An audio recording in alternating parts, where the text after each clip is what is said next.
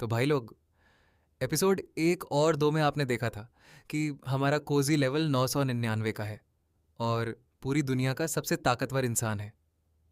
Dungeon में उसकी मुलाकात एलिस से होती है, जो कि डेमन प्रिंसेस होती है। एलिस बाद में कोजी के साथ रहने आ जाती है, लेकिन रात होते ही एक और डेमन शहर पर हमला कर देता है। हीरो पार्टी उससे लड़ने की कोशिश करती है, तभी वहां कोजी भी पहुंच जाता है। वो डेमन अपने उड़ने वाले मॉन्स्टर पर आसमान में उड़ रहा होता है। तभी कोजी एक लंबी छलांग लगाकर सीधे उसके सामने पहुंच जाता है। डेमन हैरान होकर पूछता है, तुम यहां कैसे पहुंचे और हो कौन?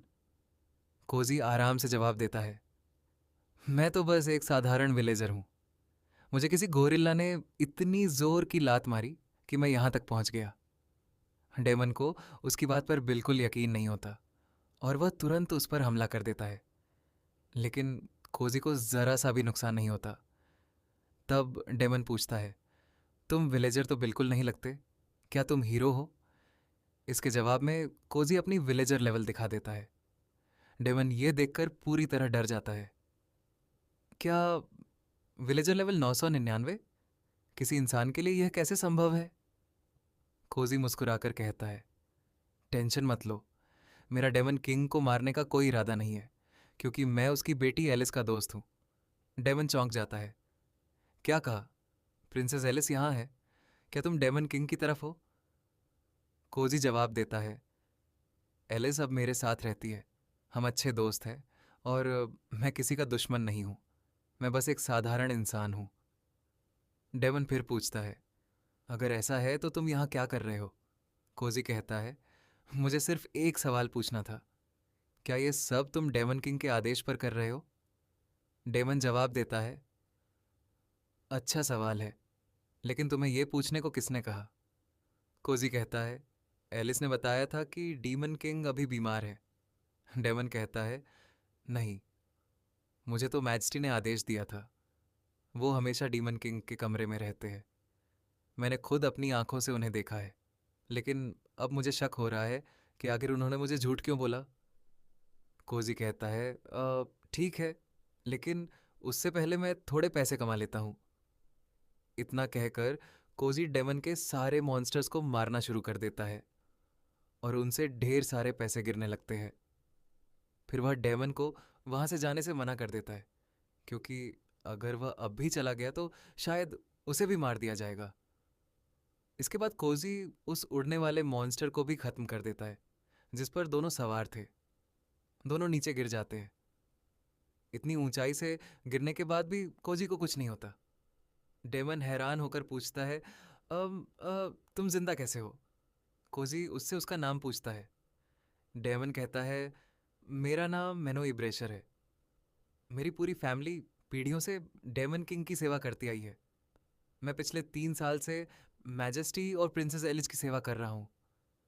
फिर वो डरते हुए पूछता है, क्या तुम मुझे मार दोगे? कोजी हंसकर कहता है, क्या बेकार सवाल है, तुम डेमन किंग और प्रिंसेस एलिस की परवाह करते हो तो मैं तुम्हें क्यों मारूंगा? डेमन पूछता है, एक इंसान होकर भी तुम डेमन्स की इतनी परवाह क्यों करते हो? कोजी जवाब देता है, इंसान मॉन्स्टर्स को मारते हैं और मॉन्स्टर्स सिर्फ अपनी रक्षा के लिए लड़ते हैं। इसके बाद कोजी जमीन पर गिरे सारे पैसे उठा लेता है और मीना से कहता है, कल सुबह मैं प्रिंसेस एलिस के साथ डीमन कासल आऊंगा। मैंने एलिस से वादा किया है कि मैं डीमन किंग की हालत खुद देख कर रहूंगा। इतना कहकर कोजी वहां से चला जाता है। अगली सुबह कोजी एलिस को सारी बात बताता है। एलिस कहती है, क्या हम घोड़ों पर चले? लेकिन कोजी मना कर देता है, क्योंकि घोड़े डेमन से डरते हैं। इसीलिए तीनों पैदल ही मैनो से मिलने निकल पड़ते हैं। सुबह मैनो सबसे पहले एलिस से माफी मांगता है। प्रिंसेस, जिस शहर में आप रह रही थी मैंने उसी पर हमला किया, मुझे माफ कर दीजिए। एलिस उसे माफ कर देती है। इसके बाद मैनो की मुलाकात ताकाको से होती है। एलिस उसका परिचय करवाती है कि वह भी अब उनके साथ रहता है, लेकिन तभी अचानक हीरो पार्टी वहां पहुंच जाती है और चारों तरफ से उन्हें घेर लेती है। हीरो कहता है, तुम लोग डीमंस के साथ मिले हुए हो। जो भी डीमंस का साथ देता है वो खुद भी डीमन है। कल के हमले में कितने लोग मारे गए थे। इतना कहकर हीरो पार्टी उन पर हमला करने की कोशिश करती है, लेकिन कोजी बीच में आ जाता है। वह कहता है, ये नियम किसने बनाया कि सारे डीमंस इंसानों के दुश्मन हैं? तुम्हें ये बात किसने सिखाई? फिर वो मीनो से माफी मांगने को कहता है। मीनो जवाब देता है, तुम इंसानों ने भी हमारी तरफ कई बार हमला किया है, उसका क्या? कोजी हीरो पार्टी को समझाता है, ये भी किसी की बेटी है। सिर्फ इसलिए कि इनके सिर पर हॉर्न है, इसका मतलब ये नहीं कि इन्हें मार दिया जाए। मैं अपने दोस्तों पर हमला नहीं होने दूंगा। इतना कहते ही वह हीरो की तलवार एक ही झटके में तोड़ देता है। हीरो पार्टी के बाकी सदस्य चिल्लाते हैं, यही वही डीमन है जिसने कल हमला किया था।